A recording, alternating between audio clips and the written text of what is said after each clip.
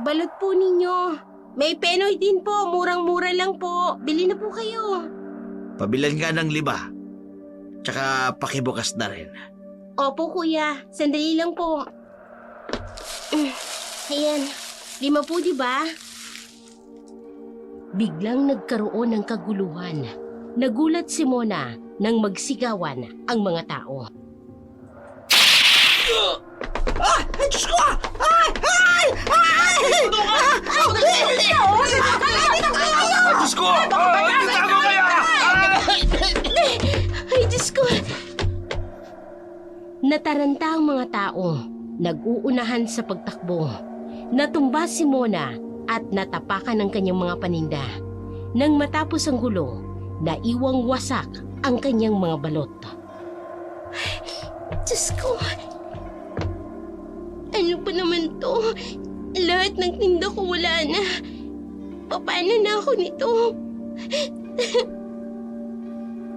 Matapos ang kaguluhan sa plaza, naiwan si Mona na tulala at halos nawala ng pag-asa habang nililinis ang nagkalat at mga natapakang balot. Ang dating maingay at masiglang paligid ay napuno ng kalat at katahimikan. Tanda ng mabilis na paglisan ng mga tao mula sa lugar ng insidente. Sa kabila ng bigat ng nararamdaman, pilit niyang iniipon ang natitirang paninda. Ngunit ang sakit ng pagkabigo ay hindi maitatago sa kanyang mukha. Sa tamang pagkakataon ay dumating si Harold, ang kanyang mapagmahal na kasintahan na nag-aalala sa kanyang kalagayan. Mabilis na tumakbo si Harold papunta kay Mona nang makita ang kalagayan nito. Mona! Diyos ko! Anong nangyari dito? Ayos ka lang ba? Nasaktan ka ba? Harold, wala na. Wala na lahat ng mga balot ko. Natapakan tsaka nadurog na. Wala nang natira eh.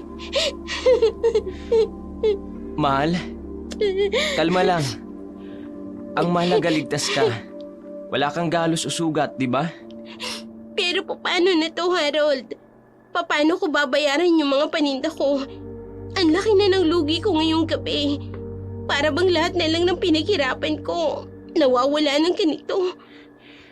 Mona, makinig ka nga sa akin.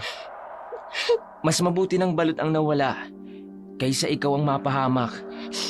Hindi kita mapapatawad kung may masamang mangyari sa'yo. Pero Harold, malaking problema to. Wala na akong pambayad sa utang ko sa pinagkukunan ko ng balot. Paano kung hindi nila ako pautangin muli? Paano ako magpapatuloy? Huwag ka mag-alala. Ipapaliwanag natin ang nangyari sa kanila. Sabihin mong totoo. Mauunawaan ka nila. Alam kong mahirap ito, pero hindi tayo dapat sumuko. Hindi naman yung ganun kadali eh. Natatakot ako. Paano kung hindi sila pumayag? Paano kung mawalan ako ng pagkakataong makabangon? Mahal, hindi mo kailangang harapin ito na mag-isa. Kasama mo ako. Tutulungan kita. Kahit anong mangyari. Magtiwala ka ha. Kapag nagpakita ka ng katapatan sa kanila, sigurado ako magkakaroon tayo ng solusyon. Sigurado ka? Hindi ba ako masyadong pabigat na sa iyo? Ikaw? Pabigat? Hindi kailanman. Alam mo ba, mahal kita hindi dahil madali ang lahat, kundi dahil mahalaga ka sa akin. Basta nandito ako, hindi kita pababayaan. Salamat, Harold. Hindi ko alam kung anong gagawin ko kung wala ka. Oh, tama ng pag-iyak. May solusyon sa lahat ng problema. Bukas pupunta tayo sa pinagkukunan mo ng balot ha, at kakausapin natin sila. Pero ngayong gabi, hayaan mo munang akuin ko ang alalahanin mo. Sige, salamat talaga, Harold. Hindi kita makakalimutan. Tara na, uwi na tayo. Kailangan mo ng pahinga. Bukas natin harapin ang lahat. Sabay silang umalis. Magkahawak ang mga kamay. habang dala ni Mona ang konting pag-asang makakaahon pa siya sa kabila ng pagsubok na ito.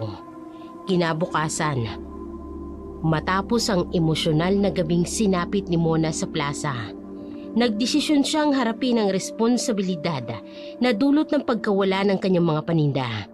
Bagamat mabigat sa kalooban, nagtungo siya sa bahay ni Mang Tano upang ipaliwanag ang nangyari. Si Mang Tano na siyang nagpupuhunan sa kanyang panindang balot ay kilala sa pagiging mahigpit at maingat sa kanyang negosyo. Sa kabila ng kaba, buo ang loob ni Mona na humingi ng paumanhin at mangakong babayaran ng lahat sa abot ng kanyang makakaya. Sa bahay ni Mang Tano, umagang umaga, kumatok si Mona, dala ang maliit na basket at halatang kabado.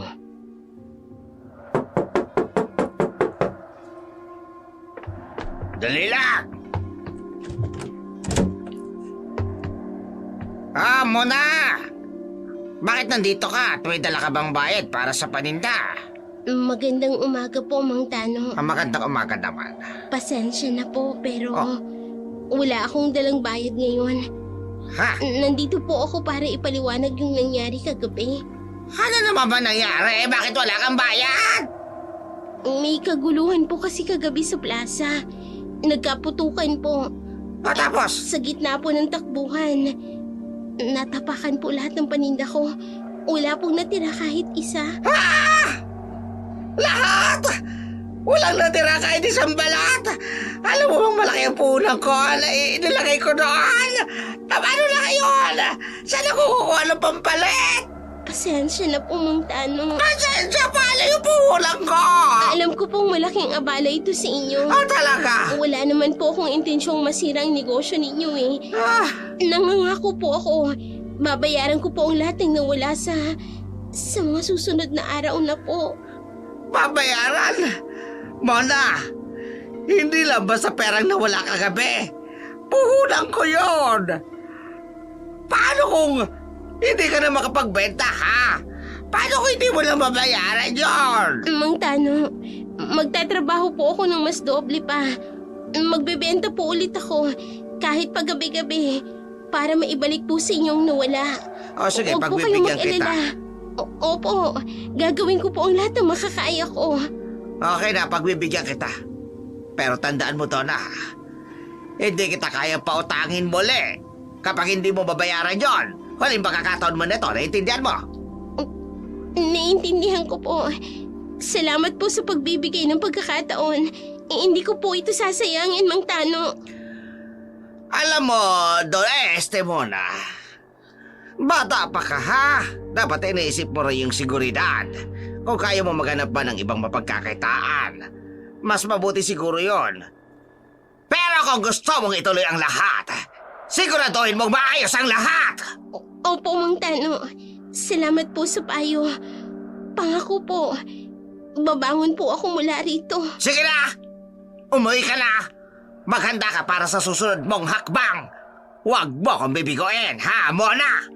Salamat po ulit. Gagawin ko po ang lahat para maayos po ito.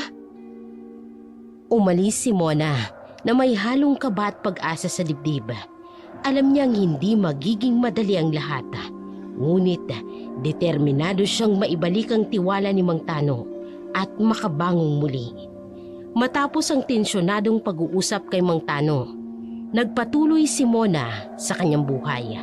Dala ang pangako ng pagbabayad. Ngunit sa kanyang pagbabalik sa boarding house, muling humarap siya sa isang pagsubok. Nang dumating siya sa kanyang silid, nagulat siya nang makitang nakapadlak na ito. Hindi niya alam kung anong gagawin, lalo na't hindi pa siya nakapagbabayad ng renta. Sa kabila ng nararamdamang hiya at galit, dumaan si Harold, ang kanyang kasintahan, at agad niyang naipaliwanag ang sitwasyon. Dito ipinakilala ni Harold ang isang mahalagang batas na maaaring magbigay ng proteksyon kay Donna.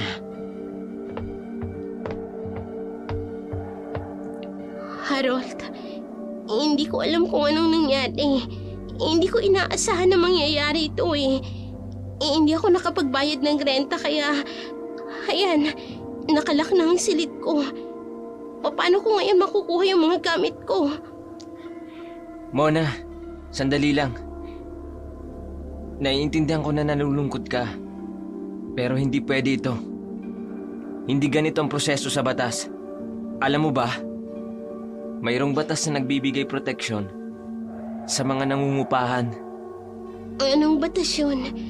Harold, hindi ko alam yun. Ang tawag doon, Republic Act No. 9653 o Rent Control Act of 2009. Ayon sa batas na ito, hindi pwede na basta-basta kang paalisin ng may-ari ng paupahan o gawing self-eviction ng isang umuupa. Lalo na kung hindi pa dumadaan sa tamang legal na proseso. Huwag kang mag-alala. Hindi ko talaga alam na may ganitong batas eh. Ang akala ko, hindi ako nakapagbayad kaya pwede akong paalisin. Paano ba yun? Hindi ganoon yun. Ayon sa batas, hindi pwedeng magpadlak o tanggalin ng may-ari ng paupahan ang mga utilities mo tulad ng kuryente, tubig, bilang parusa. Kung hindi ka pa nakabayad, kailangang duman ng may-ari sa tamang proseso. Bago ka nila mapalayas, hindi nila pwedeng gawing self-eviction ang ganitong sitwasyon. Harold, anong mga hakbang ang pwede kong gawin? Ang kailangan mong gawin, magsampa ng reklamo sa barangay at ipaglaban ang iyong karapatan bilang isang nangungupahan. Dahil labag sa batas ang ginawa nila, maaari mong ipaglaban ito. At tsaka na maprotektahan ka. Hindi ka pababayaan ng batas. At tutulungan kita. Salamat, Harold. Kung wala ka, hindi ko malalaman ang dapat kong gawin. Hindi ko na alam kung anong mangyayari kung hindi kita kasama. Naglakad silang magkasama, palayo sa boarding house. May pag-asa at bagong lakas ang maghahatid sa kanila sa isang makatarungang solusyon. Matapos ipaliwanag ni Harold ang batas na pumoprotekta sa mga nangungupahan, nagdesisyon silang dalawa na wag nang pahabain pa ang usapan sa landlord ng gabing yun. Sa harap ng nakapadlak na pinto, walang nagawa si Mona kung hindi tanggapin ang masakit na katotohanan. Kailangan niyang iwan pansamantala ang kanyang tinitirhang silid habang kinukuha niya ang mga gamit na inilagay sa labas. Inalok siya ni Harold ng pansamantalang tumuloy muna sa kanilang inuupahan. Bagamat sa labis na hiya, napilitan si Mona na tanggapin ang tulong ng kanyang kasintahan sa pag-asang kinabukasan ay makakahanap sila ng maayos na solusyon. Sa labas ng boarding house na kinuha ni Mona ang mga gamit habang tahimik na tumutulong si Harold. Pasensya ka na, Harold, ha? Parang ang bigat na ng lahat. Hindi ko alam kung paano na tayo makakausad mula rito. Huwag mong sisisihin ang sarili mo, Mona. Hindi mo ginusto ang nangyari. Ngayon, ang mahalaga ay magkahanap tayo ng solusyon at magpahinga ka muna. Pero Harold, hindi ko na talaga alam kung paano ko haharapin ito. Wala akong ibang mapupuntahan. Nahihiya na ako sa'yo. Hindi ka dapat nadadamay sa mga problema ko. Ano bang sinasabi mo? Kasama mo ako, Mona. Hindi kita pababayaan. Hindi ito panahon para mahiya. Kung kailangan mo ng tulong, nandito ako. Harold, sigurado ka ba? Paano kung maging pabigat lang ako sa'yo? Ayoko maging problema pa ako para sa'yo. Hindi ka pabigat, Mona. Ikaw ang mahal ko. At kapag mahal mo ang isang tao, lahat ng problema niya, problema mo na rin. Kaya pakiusap. Hayaan mong tulungan kita. Salamat, Harold. Teka, paano nga pala? Anong gagawin natin bukas? Maghahanap tayo ng bagong matitirhan. Pero ngayong gabi, doon ka muna sa akin. Wala kang ibang iisipin kundi magpahinga, okay? Pasensya na talaga ha. Alam kong dapat kaya ko ito. Pero sobrang bigat na kasi ng lahat eh. Hindi mo kailangang mag-isa. Kasama mo ako, tandaan mo yan. Tara na, hating gabi na eh. Kailangan mo na magpahinga. Naglakad silang dalawa papunta sa tinitirhan ni Harold. Hawak ang mga gamit ni Mona. Sa kabila ng bigat ng araw, ramdam ni Mona ang konting pag-asa na muling makapagsimula kasama ang taong handang tumulong sa kanya.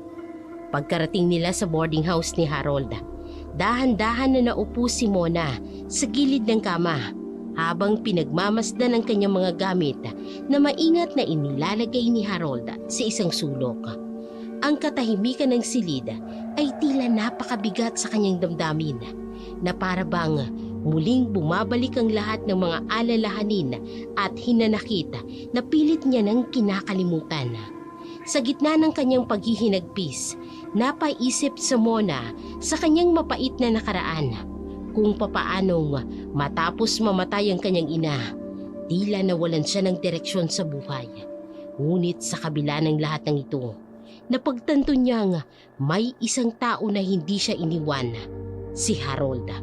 Sa loob ng boarding house, nakaupo si Mona habang si Harold ay naghahanda ng maiinom na tubig sa maliit na kusina. Bakit kaya ganito, no?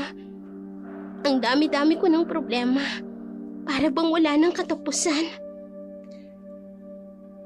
Uminom ka muna ng tubig. Kailangan mo magpahinga.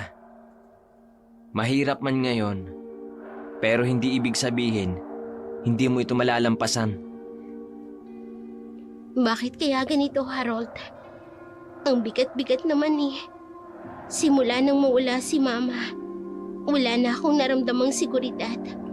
Para bang nawalan ako ng tahanan. Hindi ka nag-iisa. Alam kong mahirap, pero narito ako. Hindi kita iiwan. Kahit ano man mangyari, hindi kita pababayaan. Hindi ko talaga alam kung paano ko ilalaban ang lahat ng ito. Pero dahil narito ka, nakahanap na rin ako ng lakas. Kapag hindi mo na kaya, ako nang sasalo sa'yo. Tandaan mo yan. Magkatabi silang naupo sa kama habang tahimik na hinaharap ang kanilang mga alalahanin. Sa gitna ng lahat ng problema, nananatiling matibay ang kanilang pagmamahalan sa isa't isa na nagbigay ng liwanag sa madilim na yugto ng buhay ni Mona.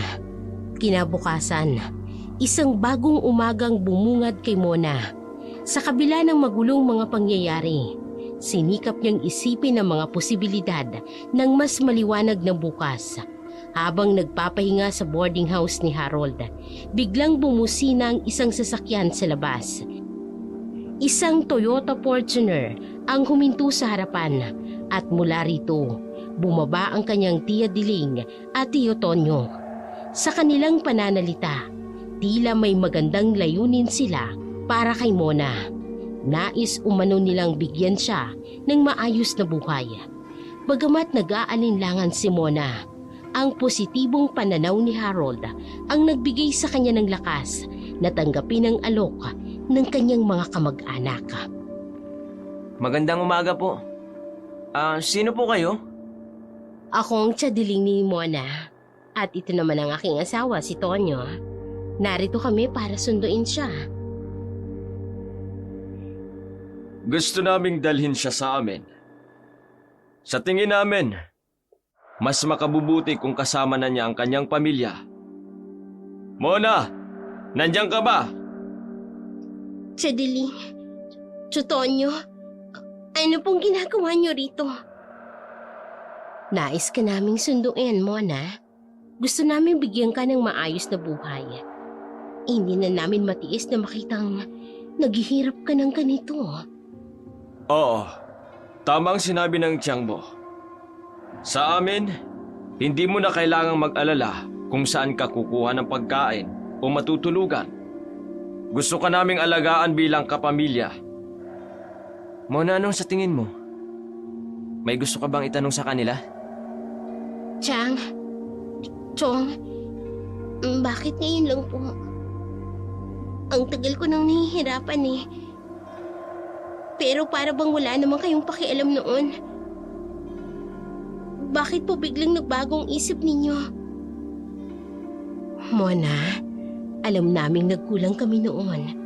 Pero naririto na kami ngayon para itama yon. Huwag mo nang balikan ang nakaraan. Ang mahalaga, gusto ka na naming tulungan ngayon. Alam kong mahirap para sa iyo, Mona. Pero iniisip ko, makabubuti siguro kung subukan mong sumama sa kanila.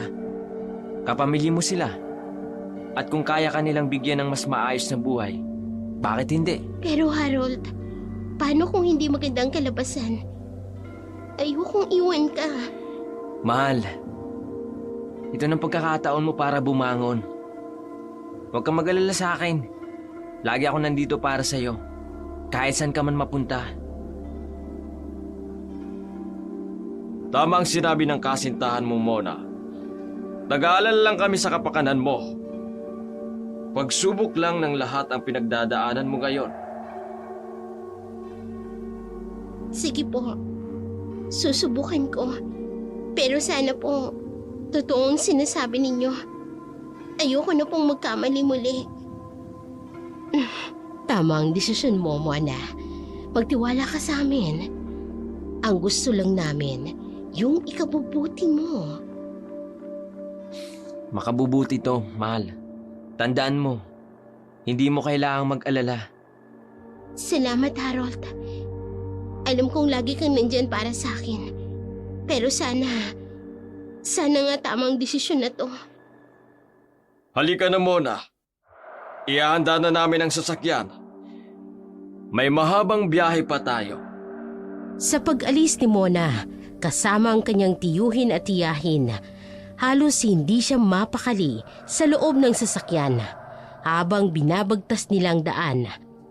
Puno ng kaba at pag-aalinlangan sa kanyang isipan. Umaasa siyang magiging maayos ang buhay sa piling ng kanyang mga kamag-anak. Ngunit hindi niya maiiwasang magduda sa biglaang pagbabago ng kanilang pakikitungo. Nang makarating sila sa malaking bahay, ang tahimik na kapaligiran ay tila ba napakabigat sa kanyang pakiramdam. Hindi na siya nagtanong nang utusan siyang magbukas ng gate. Isang tanda ng pagpapakumbaba at pagnanais na umiwas sa gulong. Mona!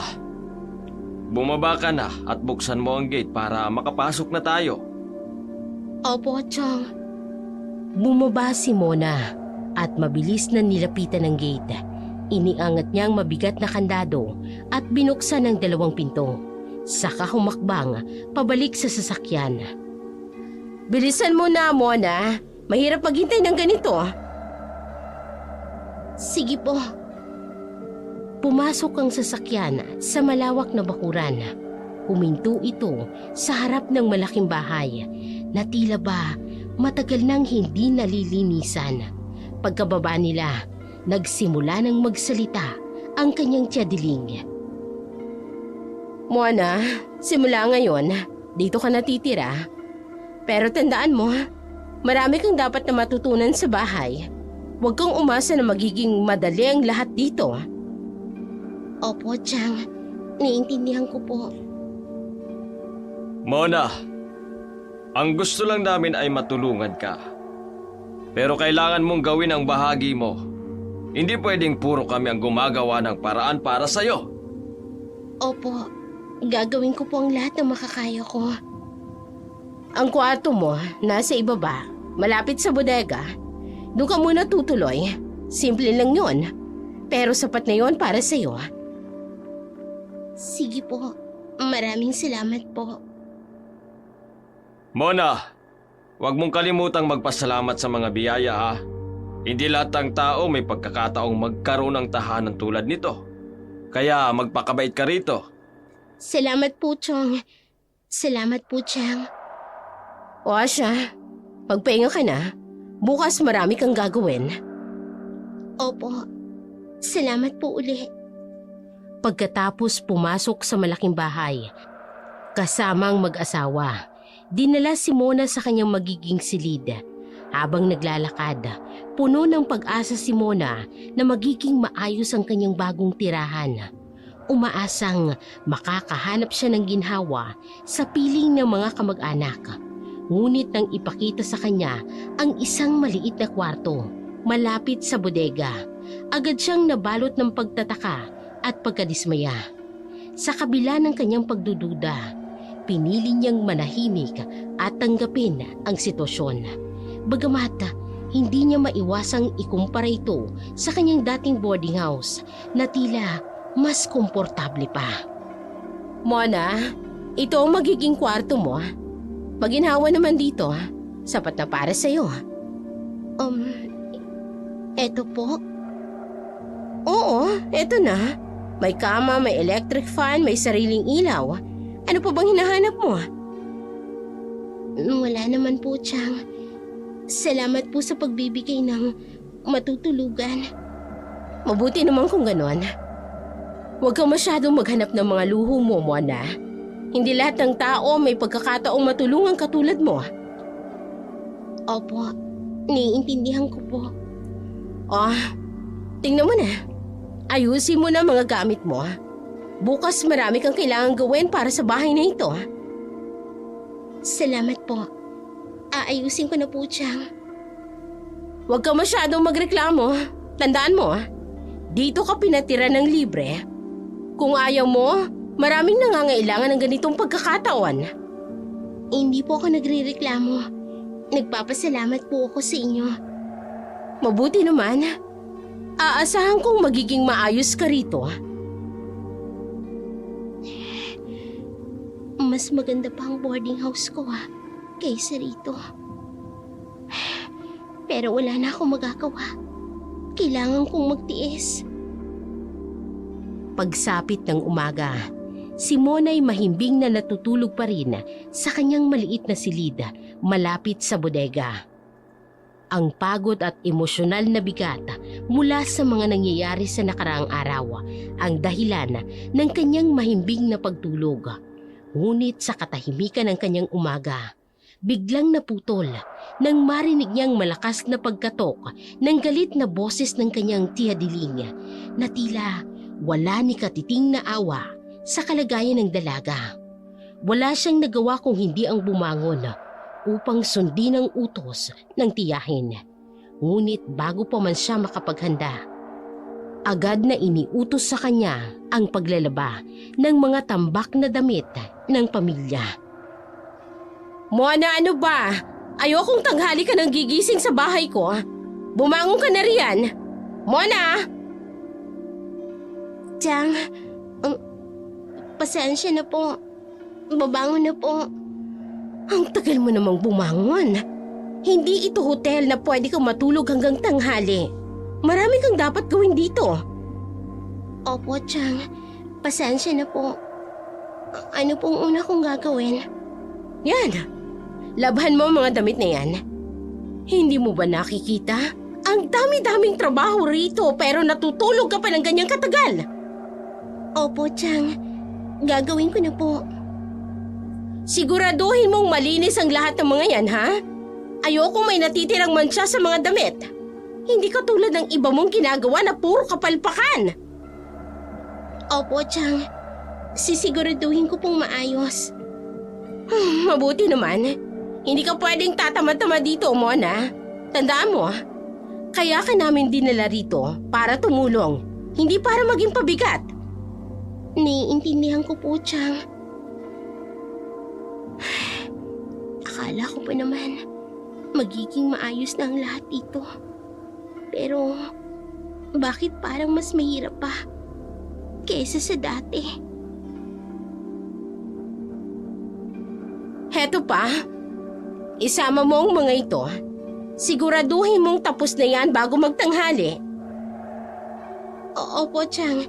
Gagawin ko po. Ay, mabuti. Huwag kang magtatagal dyan. Marami pa tayong gagawin mamaya. Habang abala si Mona sa paglalaba ng tambak na damit, tahimik niyang nilalabanan ng pagod at ang lungkot sa kanyang kalooban. Subalit, nang ipaalala niya kay Chadiling na kailangan niyang pumasok sa paaralan, tila lalo pang nag-alab ang galit ng kanyang tiyahin. Sa halip na unawain ang sitwasyon ni Mona, binigkas ng kanyang tiyahin ang mga salitang nagdulot ng mas malaking bigat sa kanyang damdamin. Sa loob ng tahanang ito, ang kanyang mga pangarap ay tila ba baliwala at siya ay pilit na ibinabalik sa kawalang katiyakan. Chang, paumanhin po. Pero kailangan ko na pong pumasok sa eskwela. Mahalaga po ang klase ko ngayon. Ano ika mo? Papasok ka? Ano bang iniisip mo, Mona? Mas mahalagang trabaho rito kaysa sa kung anong eskwela-eskwela na yan. Chang, importante po talaga na pumasok ako. Hindi ko po pwedeng palampasin ang araw na ito. May exam po kasi kami. Exam? Ang arte-arte mo naman. Akala mo ba mapapakain ka ng pagsusulit na yan? Huwag kang magpakagaga, Mona. Ang kailangan mo dito ay magtrabaho. Kung mag-iinarte ka, edi lumayas ka na lang. Hindi pwedeng tatamad-tamad dito sa bahay ko.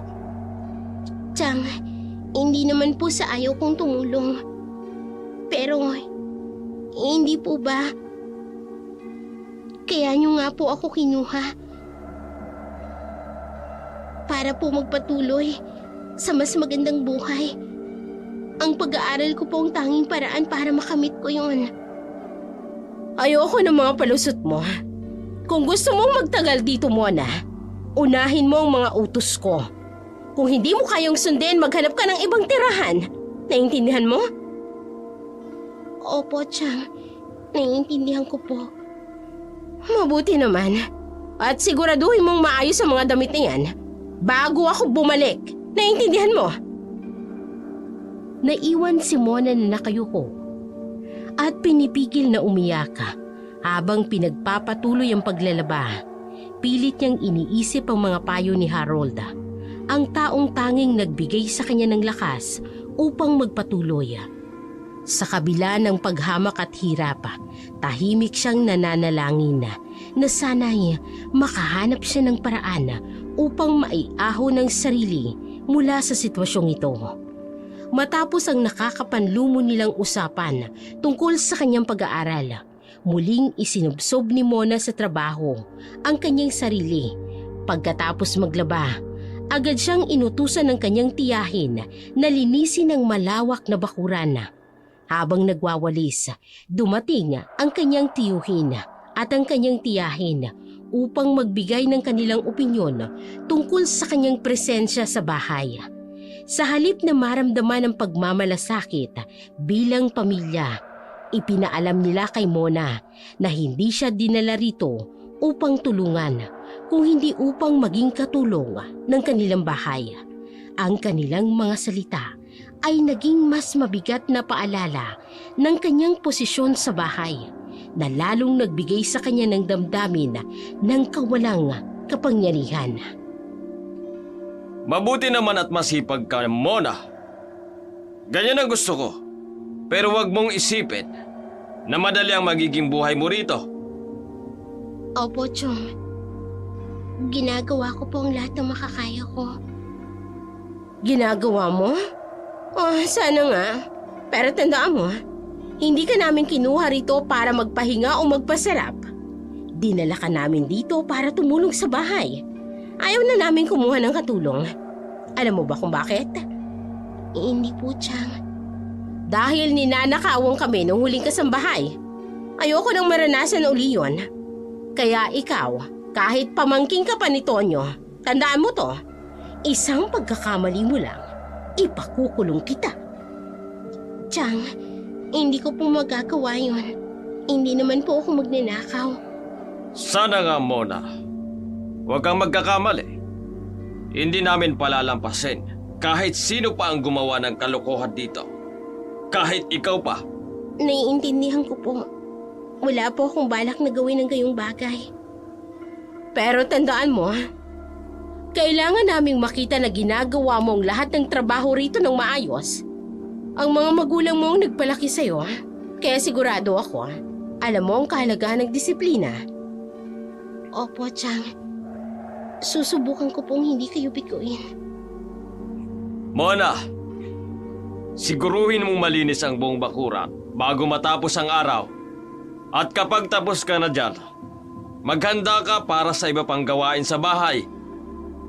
Opo, Chong. Mabuti, alalahanin mo ha, Mona. Ang bahay na ito hindi para sa mga tamad. Kung gusto mong manatili rito, kailangan mong magpakabait at magtrabaho ng maayos. Naiintindihan mo? Opo, naiintindihan ko po. Sa isang malamig at tahimik na gabi, nagpasya si Diling na umalis upang asikasuhin ang personal na lakad. Iniwan niyang magkasama sina Mona at ang tiyuhin nito sa bahay. Habang sinusubukan ni Mona na tapusin ang kanyang mga gawain para makapagpahinga, narinig niya ang tawag ng kanyang tiyuhin mula sa loob ng kwarto. Hindi niya inaasahan ang mga sumunod na mangyayari. Isang pangyayari na magdadala ng higit na takot at kawalan ng kontrol sa kanyang sitwasyon. Sa kabila ng kanyang pag-aatubili, napilitang sumunod si Mona sa kagustuhan ng kanyang tiyuhin, dalang takot ng kanyang kawalan ng magagawa. Mona, halika nga rito. Chong, sandali lang po. Iniwan ni Mona ang kanyang ginagawa. Naglakad papunta sa silid ng kanyang tiyuhin. Pagkabukas niya ng pinto, tumambad sa kanya ang kanyang tiyuhin, nakahiga at nakatihaya. Suot lamang ay brief. Chong, ano pong kailangan ninyo? Lumapit ka nga rito. Pagod ako. Gusto ko ng masahe. Chong, hindi ko po alam kung paano magmasahe. Pasensya na po. Ano? Pati ba yan hindi mo kayang gawin? Pinatira ka nga namin dito ng libre. Tapos simpleng bagay lang. Ayaw mo bang gawin? Ano bang silbi mo rito? Pasensya na po talaga, Chong. Pero hindi ko po talaga gawain ng ganito. Maaari po bang maghanap na lang kayo ng ibang paraan? Huwag ka na magdahilan, Mona. Wala kang karapatang tumanggi sa kahit anong utos ko. Ako nagpapakain sa'yo. Tandaan mo yan. Huwag mong subukan ang pasensya ko. Opo, Chong. Gagawin ko na po. Dahan-dahang lumapit si Mona habang pilit na pinipigilan ng kaba sa kanyang dibdib. Sinimulan niyang masahihin ang balikat ng tiyuhin, ngunit ramdam niya ang matinding pagkailang. Yan. Ganyan nga. Mas mabuti nang may katulog dito sa bahay.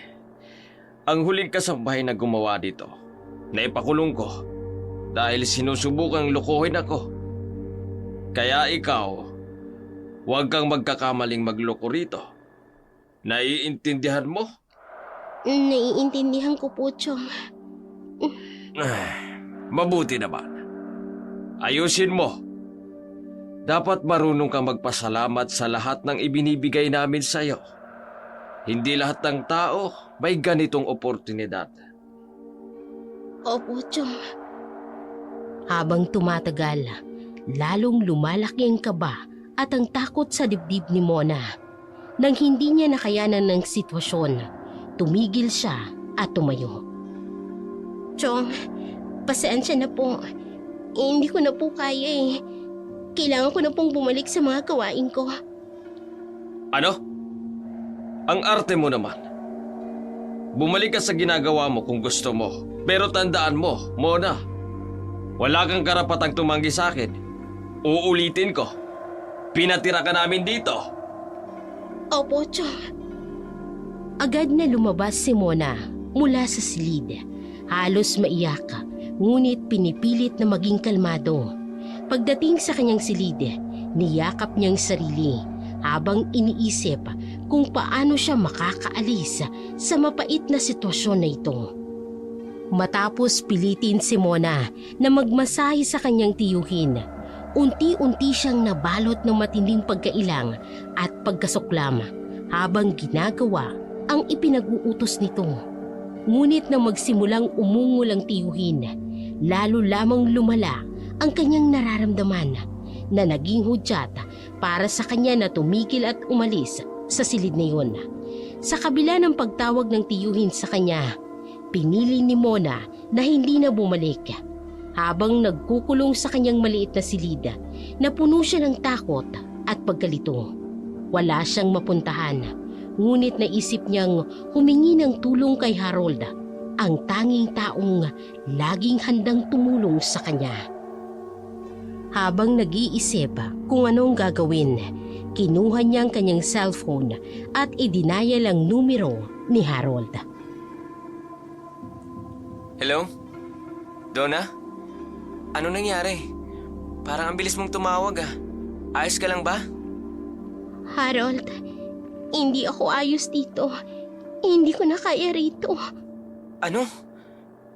Anong ibig mong sabihin? May ginawa ba sila sa'yo? Sabihin mo sa akin muna.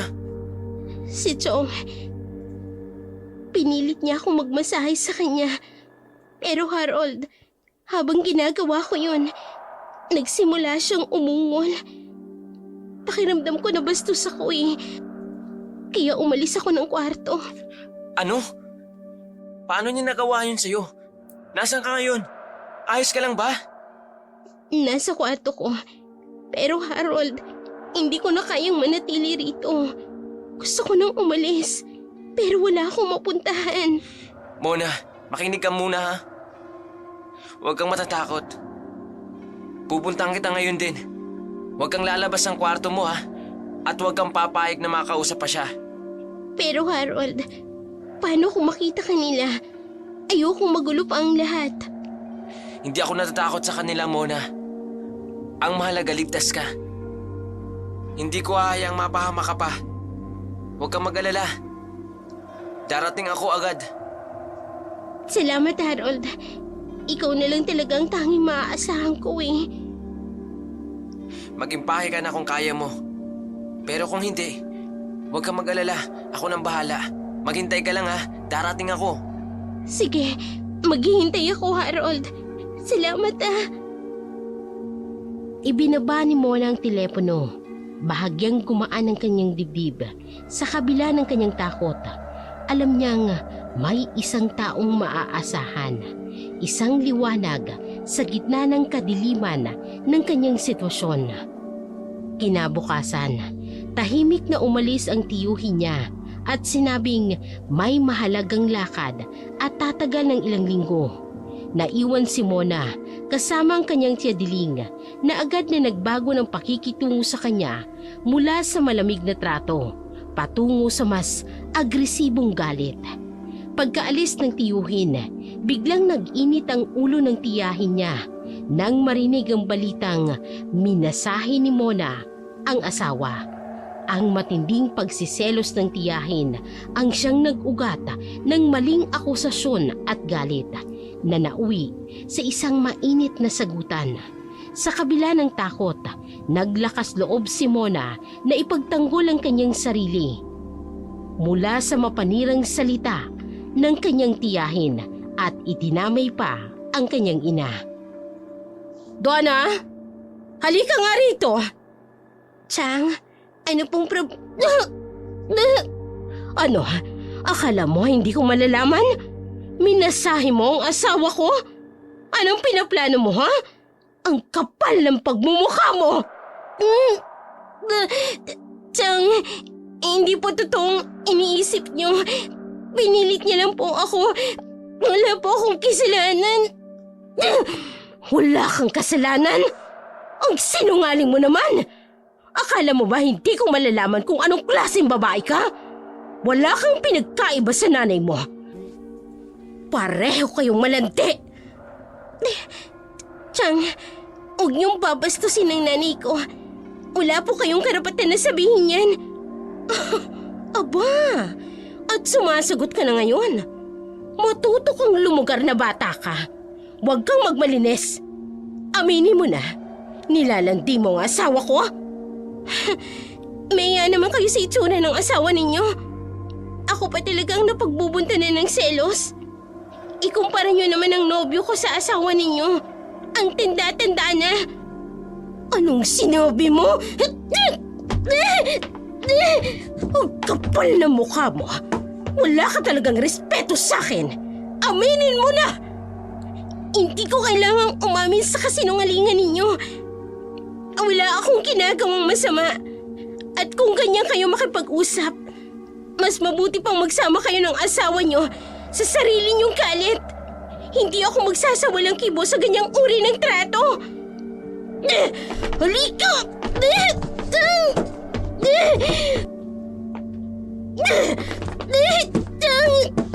Lumayas ka kung gusto mo. Wala kang utang na loob! Oo, aalis ako.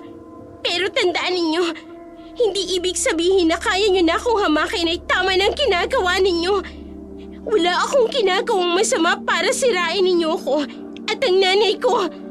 Lumayas ka! Lumayas ka!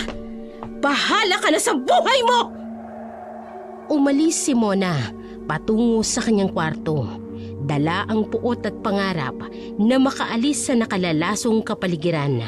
Naisip niya na panahon na upang tumakas mula sa kamay ng mga taong nananakit sa kanya.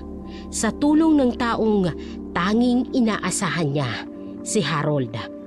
Matapos ang masakit na salitaan, lalong tumindi ang tensyon sa pagitan ni Mona at ng kanyang tiyahin. Ang galit ng tiyahin ay nauwi sa pisikal na pananakit nang tangkain nitong sampalin si Mona.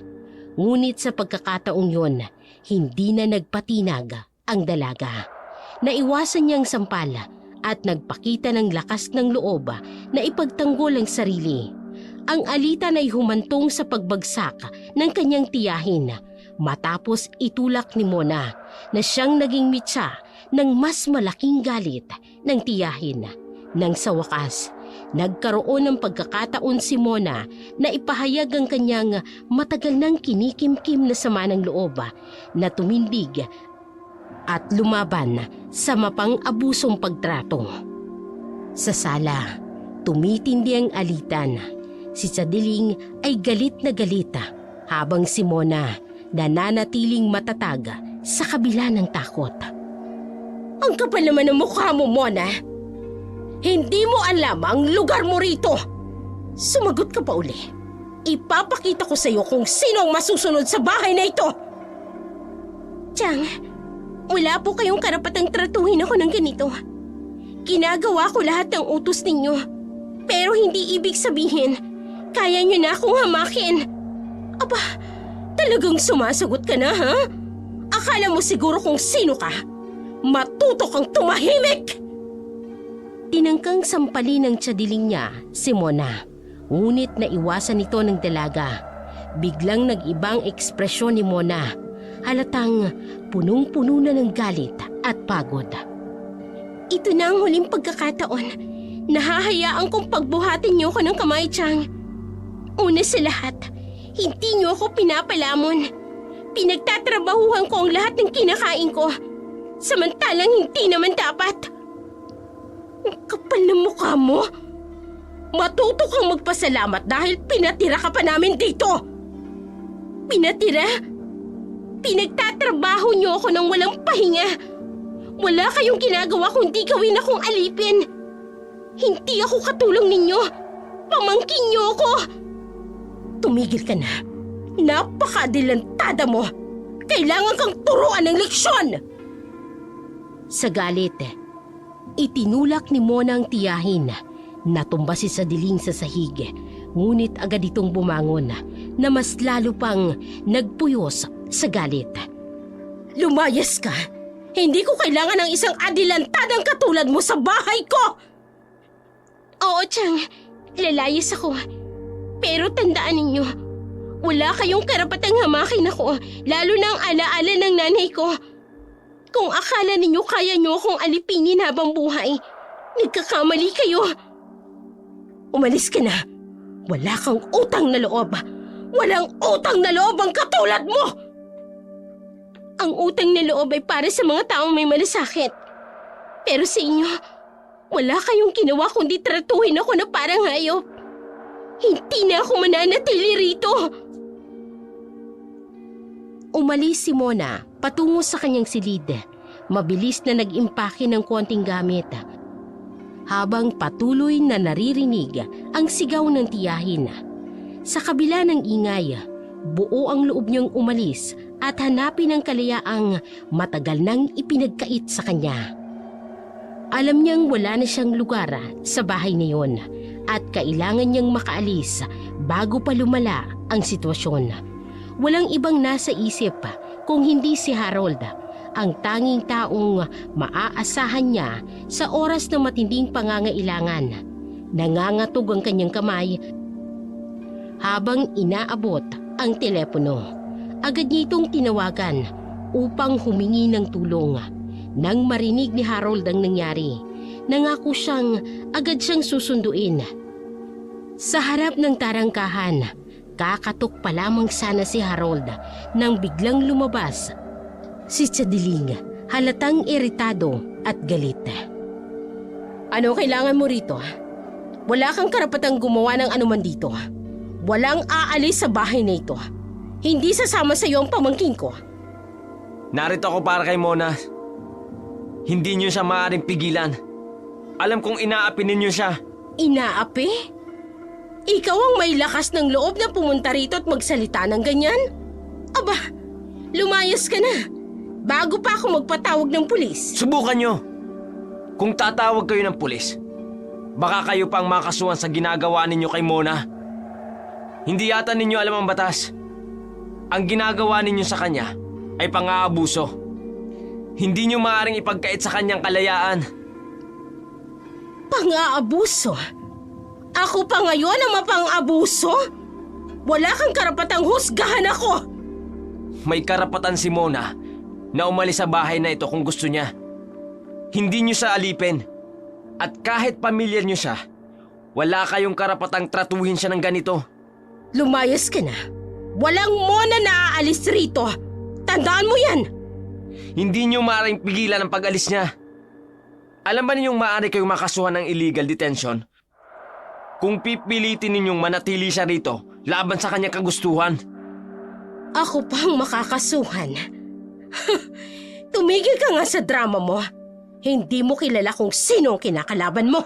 At kayo, hindi ninyo kilala kung sino ang binabanggaan ninyo. Mahalaga si Mona sa akin at hindi ko hahayaang manatili siya sa lugar kung saan sinasaktan siya. Pisikal man o emosyonal. Tingnan natin kung makukuha mo siya ng ganun-ganun lang. Tatawag ako ng mga tao. Tumawag kayo ng gusto nyo. Pero tiyak kung kapag dumating ang mga otoridad, kayong mananagot sa ginawa ninyo sa kanya. Ayaw ko nang lumala pa ito. Ilabas ninyo si Mona. Huwag na ninyong gawing mas mahirap ang sitwasyon. Wala akong utang na loob sa'yo. Lumayas ka! Hindi ako aalis hanggat hindi ko kasama si Mona. Siya ang pipili kung mananatili siya rito o hindi. At siya kung alam niya ang sagot. Uulitin ko. Lumayas ka! Kung ayaw mong ipadampot kita, wala kang karapatang guluhin kami! Umalis ka na! Ngayon din! Walang nagawa si Harold kung hindi ang umalis na lamang matapos ang pagbabanta ng tiyahin ni Mona.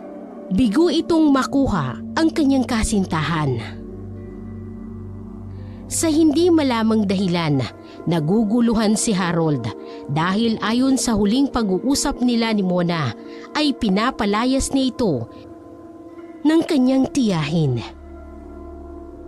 Samantala, sa mansyon naman ni Chadiling. Anong akala mo, Mona? Palagay mo ba? Basta ka nalang aalis dito nang walang pahintulot ko. Kinuha kita para maging tagasilbi ng bahay nito. Wala akong pakialam kung anong gusto mo. Wala kang pupuntahan. Pagpasok ni Chadiling sa silid ni Mona, mariin ang bawat hakbang at galit na galit ang ekspresyon. Mona!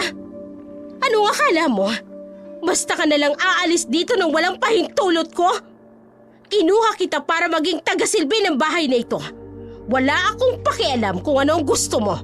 Wala kang pupuntahan! Wala na kayong magagawa, Chang. Tapos na ako sa pagpaparaya. Hindi ko na kailangang tiisin ang lahat ng pang-aabuso ninyo. Pang-aabuso?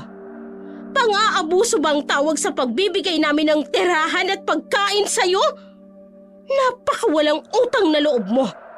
Akala mo ba madali lang ang lahat ng ito para sa amin? Oo, Chang. Pang-aabuso ang tawag ko sa lahat ng ginagawa nyo. Hindi nyo ako kinuha para alagaan. Kinuha nyo ako para gawing alipin. Lahat ng kinakain ko pinagtatrabahuhan ko. Wala kayong ibinibigay ng libre. Kaya huwag nyo akong tatawagin na wala akong utang na loob. Matuto kang lumugar na bata ka. Wala kang karapatang magsalita ng ganyan sa akin. Tandaan mo, ako ang may kontrol sa pamamahay ko. Tingnan natin kung may magagawa kayo para pigilan ako. Hindi na ako magpapadala sa pananakot ninyo. Alam ko na ang totoo. At nakikita ko ngayon ang isang mapaniil at marahas na tao. Ako pa ngayon ang masama? Tandaan mo, Mona. Hindi mo magagawa ang lahat ng ito kung wala kami. Huwag kang magmamalinis. Wala kayong ibang ginawa kundi saktan ako at iparamdam na wala akong halaga. Pero tapos na yun. Hindi na akong dating Mona na kaya niyong apihin. Kaya magalit na kayo kung gusto niyo. Hindi na ako natatakot. Matapang ka ng maldita ka, ha? Kung ganon, halika rito! Halika! Tsang ano ba ang buko? Itiwin niyo ako! Halika rito! Dito ka na babagay! Dito! Halika! Tsang! Tsang ka! Mabulo ka dyan! Hindi ko hahayaang makaalis ka ng bahay na ito! Dito ka lang! Tsang! Tsang, buksan niyo ang pinto! Palabasin niyo ako! Hinihintay ako ni Harold! Chang! Palabasin niyo ako rito! Samantala, habang papalayo na si Harold sa mansyon, isang sigaw ang kanyang narinig. Nang marinig ni Harold ang sigaw, bigla niyang naalala si Mona, kaya agad itong nagpasya na bumalik sa mansyon. Ang kaba sa kanyang dibdib ay lalong lumala nang maisip niyang maaaring nasa panganib pa rin si Mona. Sa kanyang pag-aalala, hindi niya napigilan ng sarili. Sapilitan siyang pumasok muli sa loob ng bahay upang alamin ang nangyayari. Si Mona. Kailangan kong mahanap si Mona. Mona! Nandiyan ako, Mona! Habang papasok si Harold sa loob ng gate, biglang may lumitaw mula sa loob ng bakuran.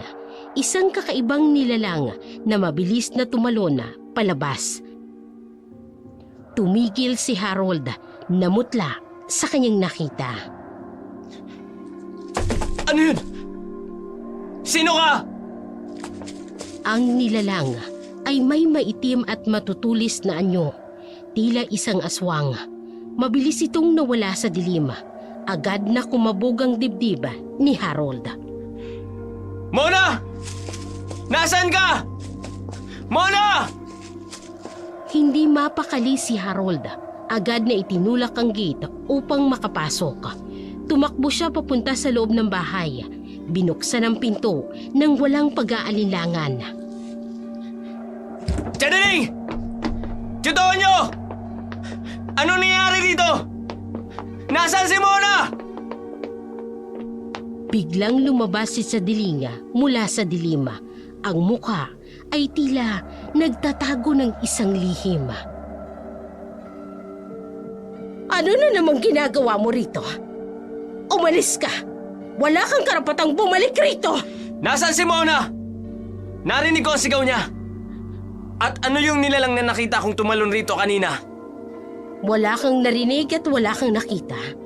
Kung ako sa'yo, umalis ka na bago pa ako madamay sa kung anong hindi mo dapat pakialaman. Huwag niyo akong gawing tanga! Alam kong may kakaiba rito. At hindi ko hahayaang may mangyari kay Mona dahil sa mga lihim ninyo. Kung kanina pinalagpas kong pagkakataon, ngayon hindi na. Hindi ako papayag na hindi ko kasama si Mona na umalis sa bahay na to. Biglang may narinig na mga yabaga mula sa itaas ng bahay. Lumitaw si Chotonyo, ngunit hindi na siya sa dating anyo. Ang mukha niya ay tila may kakaibang pagbabago na parang isang halimaw. Ano to? Chutonyo! Kayo ba yan? Bumalik ka pa, Harold. Wala kang karapatang pakialaman ang mga bagay na hindi mo naiintindihan. Anong klaseng nilalang kayo? Bakit ninyo pinapahamak si Mona? Ngayong alam mo na. Oo, Harold. Hindi kami mga normal na tao. At kung gusto mong umalis dito ng buhay, mas mabuting lumayo ka na. Pero huwag kang mag-alala. Hindi na babalik dito si Mona. Hindi mo na kailangang alalahanin siya. Hindi ako aalis nang hindi ko nalalaman ang buong katotohanan. At kahit sino pa o ano kayo, hindi ako natatakot. Hindi niyo sa dapat sinaktan. Kung hindi ka alis, mapapahama ka! Sa kabila ng takot, nanindigan si Harold at nagpakita ng lakas ng loob, naghanda. Pagkatapos na maranasan ng nakatatakot na tagpo, kasamang mag-asawa, nagpatuloy si Harold sa paghahanap kay Mona sa loob ng mansyon. Habang gumagala sa dilim, narinig niya ang mahihinang pag-iyak mula sa isang nakasaradong silid.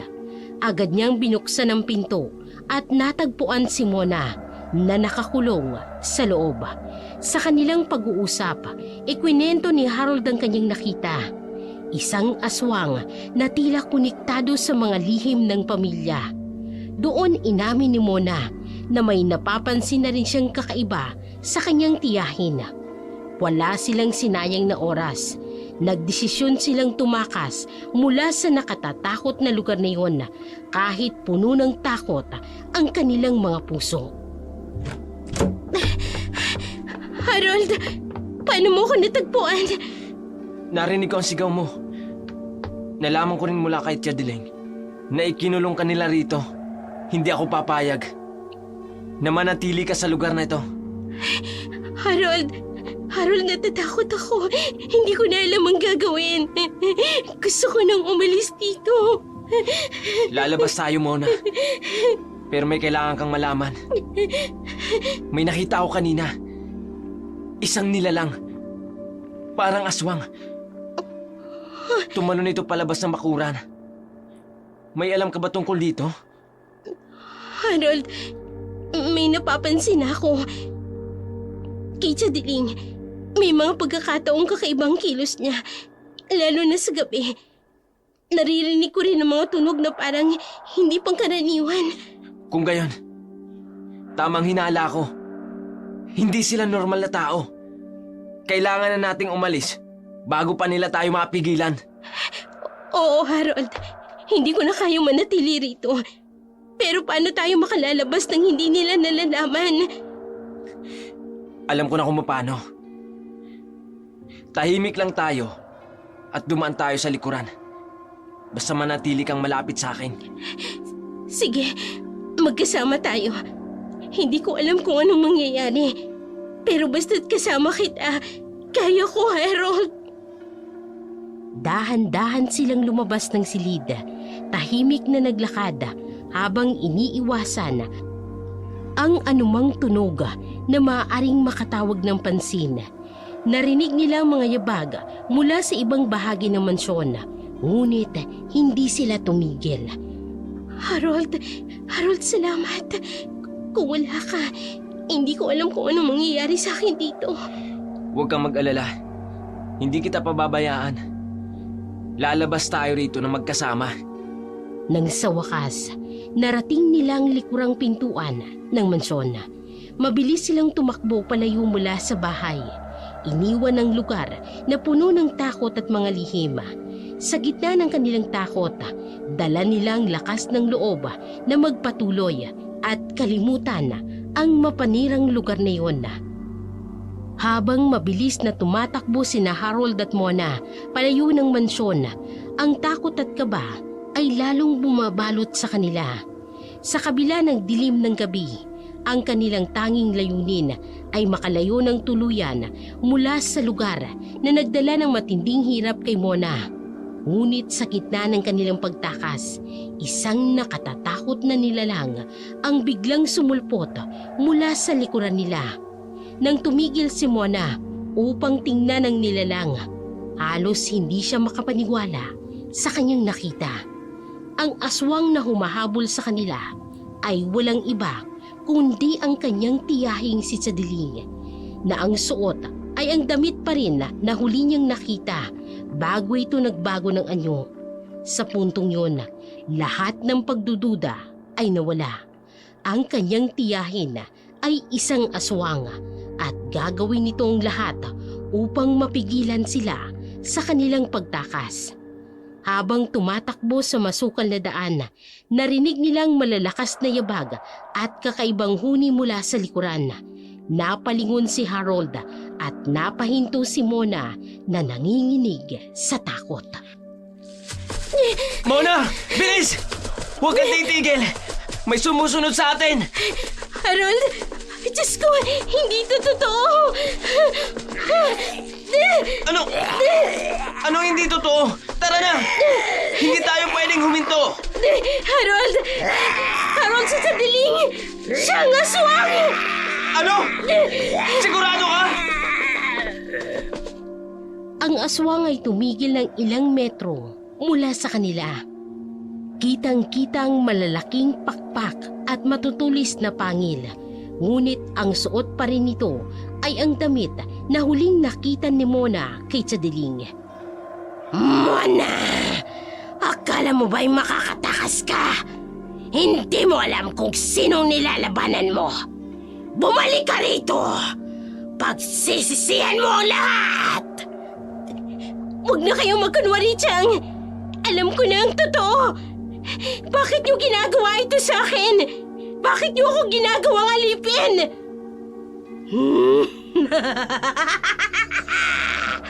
Alipin! Ginawa kita kung ano ka ngayon. At ito ang pasasalamat mo. Hindi ka makakatakas sa akin, Mona! Hindi niyo sa madidiktahan! Kung gusto niyong lumaban, harapin ninyo ako! At anong magagawa mo, Harold? Isang hamak na tao. Kaya kitang tapusin ngayon din. Biglang sumugod ang aswang, ngunit mabilis na nahila ni Harold si Mona upang makatakbo palayo. Tumakbo sila papunta sa makapal na bahagi ng kagubatan.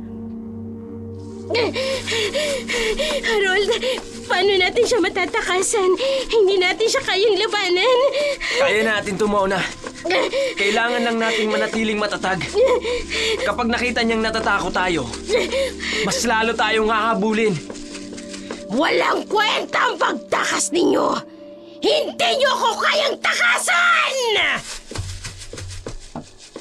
Nakahanap sina Harold ng isang makitid na landas sa pagitan ng mga puno.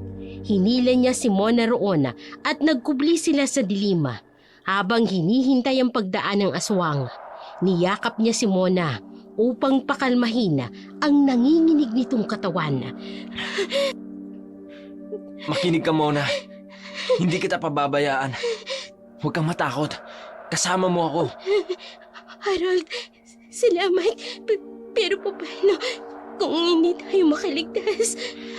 Makaliligtas tayo. Basta't magtiwala ka lang sa akin. Narinig nilang aswang na dumaan sa kanilang kinaroroonan. Ngunit hindi sila nito nakita. Sa tulong ng dilim, nagpatuloy silang lumayo. Hawak ang konting lakas ng loob na natitira sa kanila. Sa gitna ng kagubatan, hindi na nakatakas sina Harold at Mona mula sa aswang na si Chadiling. Hinarap ni Harold ang nilalang sa isang desperadong laban, gamit ang lahat ng kanyang kaalaman at ang tapang upang protektahan si Mona. Habang nagaganap ang labanan, hindi mapigilan ni Mona ang sumigaw ng mga babala. Umaasang matutulungan niya ang kasintahan sa kahit papanong paraan.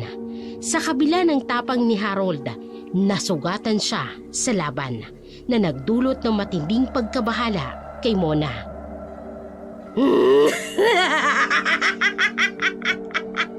Harold, akala mo ba kaya mo ko labanan? Isa kang walang kwentang tao! Isa kang halimaw! At hindi kita hahayaang saktan pa si Mona o ang iba pa! Biglang sumugod ang aswang, ngunit mabilis na umiwas si Harold at sinuntok ito sa tagiliran. Sumigaw si Mona mula sa gilid. Harold! Harold, sa kaliwa mo! Umiwas ka!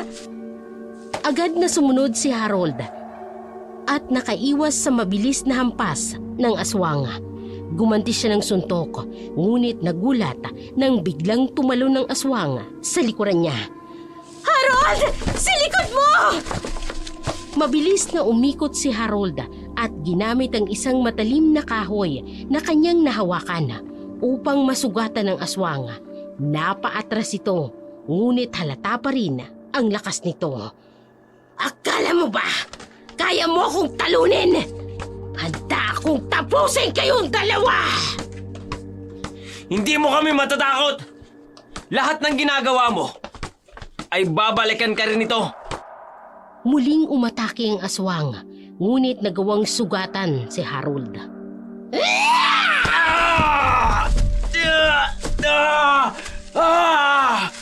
Napaatras ang aswang, ngunit mabilis itong gumanti at nagawang sugatan ang balikat ni Harold gamit ang matutulis nitong kuko. Harold! Harold, nasaktan ka! Huwag kang lumapit, Mona! Diyan ka lang! Habang nanginginig sa takot si Mona, narinig nilang sigawan ng paparating na mga tao. Ilang sandali pa, lumitaw ang taong bayan na may daladalang sulo at mga sandata. Naririto ang aswang!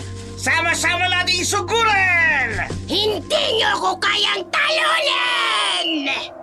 Huwag na natin siyang palayain! Sagpay na natin ang halimaw na yun! Sagad! Sagad!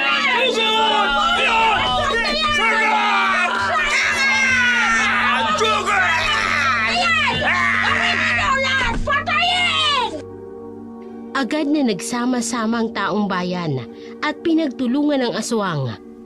Habang nakikipaglaban ng mga tao, lumapit si Mona kay Harold upang alalayan ito. Harold! Harold, anong gagawin natin? May sugat ka! Huwag kang mag-alala, Mona. Ayos lang ako. Ang mahalaga, ligtas ka. Samantala, pilit na nilalabanan ng aswang ang taong bayan. Ngunit sa huli ay natalo ito. Napatumba nila ang halimaw at unti-unting nawala sa kanilang paningin ang anyo nito.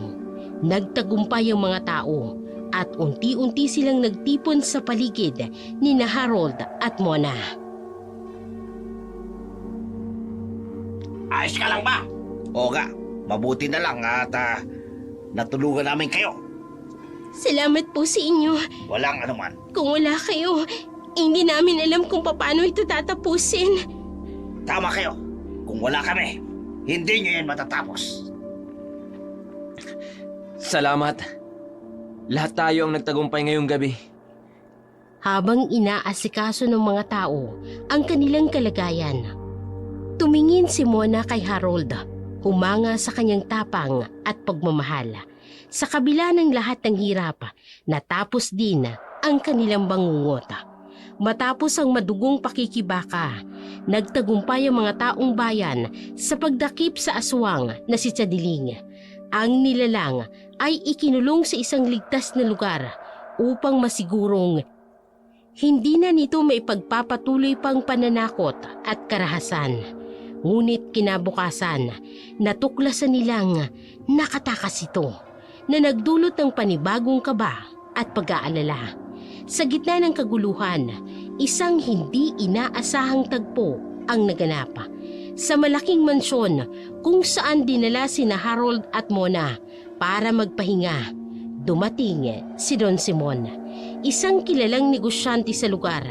Sa kanilang pag-uusap, inamin ni Don Simon ang isang lihim na matagal niya nang inililihim. Siya pala ang tunay na ama ni Mona at matagal niya nang hinahanap ang kanyang anak. Sa loob ng isang malaki at eleganting sala, nakaupo sina Harold at Mona, nagpapahinga mula sa mga nangyari. Nang biglang dumating si Don Simon kasamang isang tauhan. Ikaw ba si Mona? Opo, sino po kayo? Ako si Don Simona. Isa akong negosyante sa lugar na ito. Pero higit pa roon, matagal na kitang hinahanap. Hinahanap? Bakit niyo po ako hinahanap? Dahil ikaw ang anak ko, Mona. Ako ang tunay mong ama. Ano pong sinasabi ninyo? Buong buhay ko, akala ko pati na ang ama ko. Paano nangyari ito? Matagal ng panahon ang lumilipas, Mona. Ang iyong ina, minahal ko siya ng higit pa sa buhay ko. Ngunit dahil sa mga suliranin at kasinungalingan ng ibang tao ay nawalay kayo sa akin. Hindi ko alam kung nasaan kayo. Hindi ko alam kung paano kayo hahanapin. Pero ngayon natagpuan na kita. Bakit ngayon lang? Don Simon, bakit hindi niyo kami hinanap noon? Ang dami kong pinagdaanan. Kung alam ko lang nabuhay kayo. Mona, hinanap kita, anak. Pinilit kong alamin kung nasaan kayo. Ngunit walang nagbigay ng tamang sagot. Ang mga taong dapat na tumulong ay sila pang nagdulot ng kaguluhan. Kaya noong nalaman kong narito ka, hindi ko na pinalagpas pa ang pagkakataon. Kung totoo ang sinasabi ninyo, Don Simon, bakit ngayon nyo lang to sinabi? Sa lahat ng sakit na pinagdaanan niya, dapat noon niya panalaman ang totoo. Tama ka. Ngunit, hindi ko na mababago ang nakaraan. Tadhana na yun, iho. Ang tanging magagawa ko lamang ay protektahan si Mona mula sa mga oras na ito. Paano ko malalaman na totoo ang sinasabi ninyo? Hindi ko alam kung kaya ko pa itong intindihin. Nasa sayo naman yun kung paano iintindihin ang mga pangyayari. Para malaman, pwede naman tayo mag-DNA test para masiguradong anak ka kita. O diba? Itong kwentas nga pala na ibinigay ko sa ina mo noong ipinanganak ka. Isa lamang ito sa mga patunay na ikaw ang anak ko. Napatingin si Donna sa kwintas. Ang parehong disenyo ng kwintas na iniwan ng kanyang ina sa kanya bago ito namatay. Unti-unti siyang bumigaya sa emosyon. Totoo nga. Kayo nga ang ama ko. Oo, anak. Hindi ko na hayaang mawala ka sa akin. Ang lahat ng sakit na naranasan mo ay babawiin ko. Ipakikita ko sa iyo ang pagmamahal na hindi ko na ibigay noon. Anak. Mona, sa wakas, nahanap mo ng sagot. Narito ako, kasama mo, sa bagong simula mo. Salamat. Hindi ko alam kung paano ko magsisimula muli. Pero sa tulong ninyo, gagawin ko ang lahat upang makabangon. Sa gitna ng emosyonal na tagpo, naramdaman ni Mona ang bagong simula na unti-unting binubuo sa piling ng kanyang tunay na ama at ng lalaking nagmamahal sa kanya. Habang nasa gitna ng isang emosyonal na pagtitipon sa mansyon, dumating si Tonyo.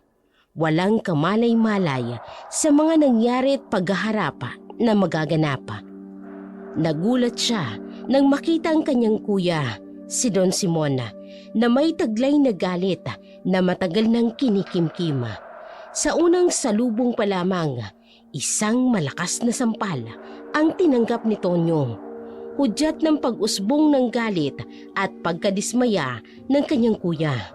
Ang tagpong ito ay naging daan upang maipahayag ang sama ng loob at pagtuliksa ni Don Simon sa mga ginawa ni Tonyo kay Mona, ang kanyang tunay na anak. Ang tensyon ay tumindi nang idahilan ni Tonyo na nalinlang lamang siya ng aswang, ngunit hindi ito tinanggap ng kanyang kapatid.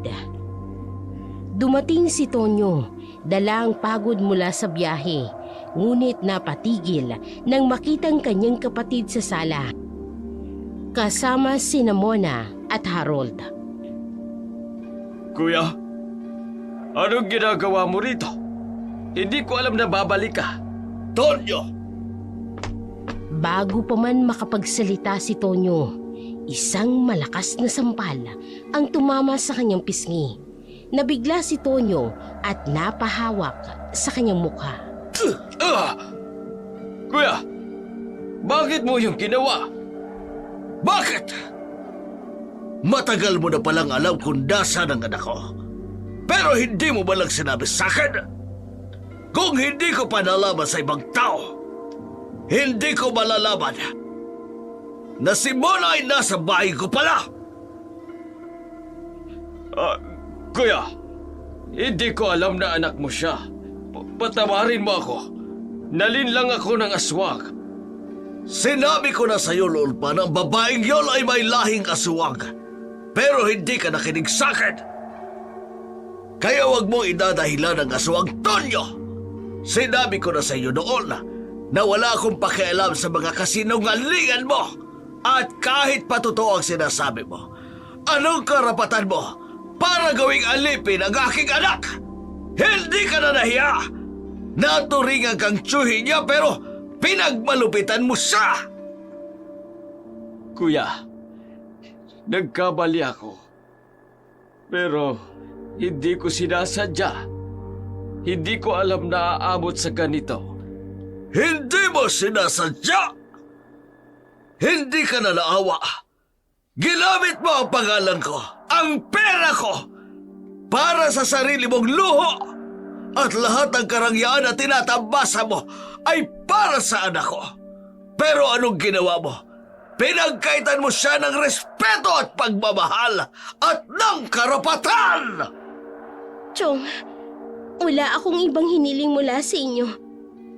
Ang tanging gusto ko lang tratuhin niyo ako bilang pamilya. Pero ni minsan, hindi ko naramdaman yun mula sa inyo. Mona, hindi ko alam. Hindi ko alam na ikaw ang anak ni Kuya. Kung alam ko lang, hindi sana nangyari ito. Kahit hindi mo alam na anak ko siya, dapat mo siyang tinatrato na maayos. Ang ginagawa mo'y hindi matutumbasan ng kahit na anong dahilan o paliwanag.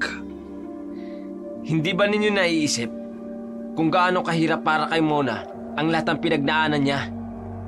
Ang mga sugat na iniwan ninyo sa kanya ay higit pa sa sakit ng katawan. Napakawalang puso ng ginawa ninyo. Pagbabayaran mo ang lahat ng ginawa mong ito, Tonyo. Hindi kita papayagang magpatuloy sa buhay na para bang walang nangyari. Ang bawat sentimong ginamit mo sa pangalan ko ay babawiin ko. At ang pangalan ni Mona, ibabalik ko sa lugar na nararapat para sa kanya. Kuya, huwag, maawa ka. Patawarin mo na ako. Hindi ko nakikita ang sinseridad sa paghingi mo ng tawad. At hindi kita mapapatawad. Hindi ako Diyos para magbigay ng kapatawaran sa kasalanang ginawa mo. Ang patawad ay manggagaling sa anak ko kung gugustuhin niya. Pero ako, sisiguraduhin kong mananagot ka. Papa, tama na. Gusto ko nalang makalimutan ang lahat ng sakit ng ito. Hindi ko kailangan ng maghiganti. Ang kailangan ko lang ay kapayapaan at kalayaan. Kung yan ang gusto mo, anak. Pero tandaan mo, hindi kita pababayaan kailanman. Pero kailangan makulong yan! Ilapi ka niya, anak! Kaya dapat kang magbayad! Tahimik na umiiyak si Tonyo habang dahan-dahang lumalabas ng silid si Don Simon kasama si Mona at Harold. Sa kanilang pag-alis, dala nilang bigat ng nakaraan, ngunit puno ng pag-asa para sa bagong simula. Sa gitna ng muling pagbuo ng buhay ni Mona at ni Don Simon, binalot ng tahimik na kapayapaan ng mansyon. Ngunit ang kalmadong gabi ay muling nabasag nang biglang sumalakay ang aswang na si Diling. Hindi ito pumayag na mawala ang mga ari-arian at karanyaang matagal nitong inangkin gamit ang panlilinlang. Sa pagkakataong ito, ipinakita ni Don Simon ang kanyang taglay na kakayahan. Isang anting-anting na kayang lumaban sa mga nilalang na tulad ni Diling. Nanghihina man dahil sa likidong isinaboy ni Don Simon, nagwawala pa rin ito sa galit. Hinarap siya ng dating kapatid ng buong tapang. Ipinahayag ang lahat ng pagkamuhi at galit mula sa matagal na panloloko at pananakit nito sa kanyang pamilya. Sa isang mapayapang gabi sa mansyon, habang nag-uusap sa sala, biglang dumilim ang paligid. Narinig nilang malalakas na yabag sa labas. Isang malakas na kalabog ang yumanig sa bahay. Si Diling, nasaan yung aswang, ay biglang sumalakay. Winasak ang malalaking pinto ng mansyon. Hindi niyo ko maaaring talikuran! Lahat ng karangyang ito ay akin! Hindi mapupunta sa anak ninyo ang mga ito! Diling, tama na po. Huwag niyo na pong ipagpatuloy ito. Mona, dito ka lang sa likod ko. Huwag kang lalapit sa kanya. Diling! Tapos na ang mga kasinungalingan mo. Hindi ka na makatatakas ngayong gabi. Ikaw ang magbabayad sa lahat ng ginawa mo sa aking pamilya. Magbabayad? Ako ang nagdala ng tagumpay sa pamilya mo, Simon.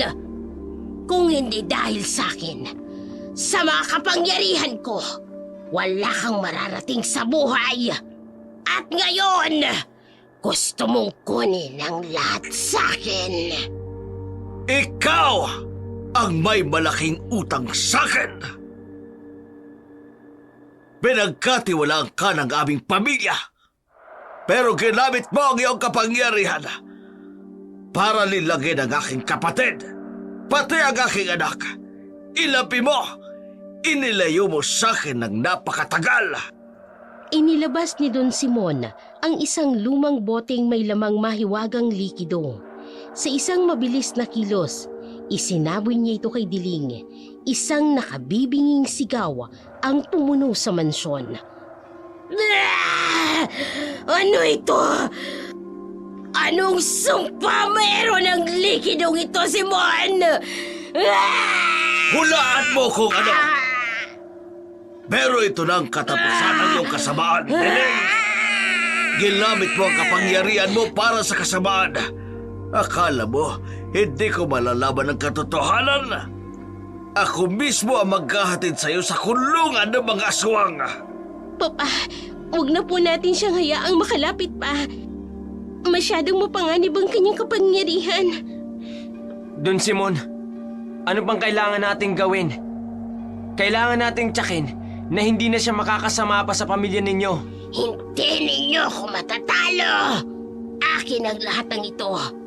Ako ang nararapat mamuno sa kayamanang ito. Ako ang nagbigay buhay sa negosyong ito. Isa kang ambisyosang nilalang. Katulong ka lang ng aming pamilya noon. Pero ginamit mo ang iyong kapangyarihang itim para lilagin ang aking kapatid. Ginawa mong sunod-sunuran sa iyong mga kagustuhan. At hindi ka pa nakontento. Pati ang aking anak, inapi mo at pinagkaita ng karapatan! Simon.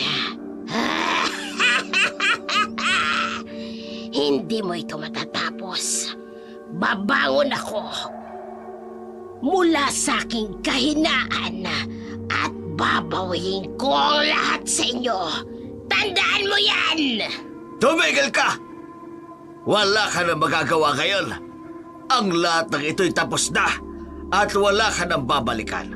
At sisiguraduhin ko makakamit mo ang nararapat na parusa sa lahat ng ginawa mo. At eto ang panghuli sa mga pananakit mo sa anak ko!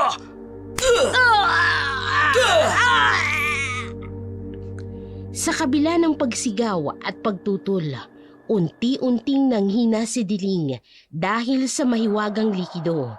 Ang mga tauhan ni Don Simon ay pumasok sa mansyon, agad na tumulong upang ikaden ang aswang. Tahimik na umupo si Mona sa tabi ni Harold, mahigpit na hawak ang kamay ng ama habang nagbabantay sa paligid. Salamat po, Papa. Kung wala kayo, hindi ko alam kung paano namin haharapin ang lahat ng ito. Ito ang tungkulin ko bilang iyong ama. Ang siguraduhin na walang sino man ang muling makapananakit sa iyo. Habang inilalayo si Diling ng mga tauhan, naramdaman ng lahat ang mabigat na pasanin na natanggal sa kanilang balikat. Sa wakas, tuluyan ang natuldukan ng madilim na kabanata ng kanilang buhay. Ang liwanag ng bagong umaga ay nagbabadya ng panibagong simula para sa pamilya. Matapos ang mapait na mga pagsubok na hinarap ni na Harold at Mona, unti-unti nilang natamo ang kapanatagan na tagumpay sa kani-kanilang buhay. Si Harold, na naging huwarang kasintahan at tagapagtanggol, ay nakamit ang kanyang matagal ng pangarap, ang maging isang pulis. Si Mona naman ay ganap nang humahawak ng mga negosyo ng kanyang ama. Si Don Simon, ang kanilang bagong kabanata, ay puno ng determinasyon, tagumpay at pagmamahal. Isang patunay na kahit gaano kahirap ang pinagdaanan, may liwanag na naghihintay sa dulo ng bawat madilim na landas. Sa isang marangyang opisina sa mansyon ni Don Simon, abala si Mona sa pag-aayos ng mahalagang dokumento. Sa silid ay puno ng mga antigong kasangkapan at modernong kagamitan. Nagpapakita ng pagsasanib ng lumang pamana at bagong pamamahala. Si Harold, naka-uniforme ng pulis na maayos at malinis, ay tahimik na pumasok sa pintuan. Mukhang abala na naman ang pinakamahusay na tagapamahala ng mansyong ito Hindi ba dapat may pahinga rin paminsan-minsan? Harold, ano't naparito ka sa aking munting kaharian? Hindi ba dapat nagbabantay ka sa ating bayan ngayon? Naisip ko lang kasing bisitahin ang pinakamahusay na negosyante sa bayan. Ito nagdala ko ng pampagising. Kumusta ang unang linggo mo bilang bagong tagapamahala? Mahirap. Mas mahirap pa sa inaasahan ko.